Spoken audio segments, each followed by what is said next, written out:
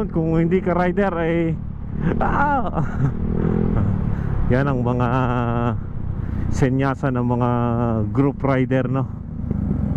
Kung talagang napapasama ka sa mga grupo ng mga nagra-rides, yung isang napakasimpleng senyalis lang ay bilang papala lang sa mga kasunod na sumusunod na mga rider na may mga malalalim o kaya may mga sirang kalsada, yung mga ganong senyalis ng mga brother, no? Kaya napakasolid din talaga pag may mga grupo nagpapaalala.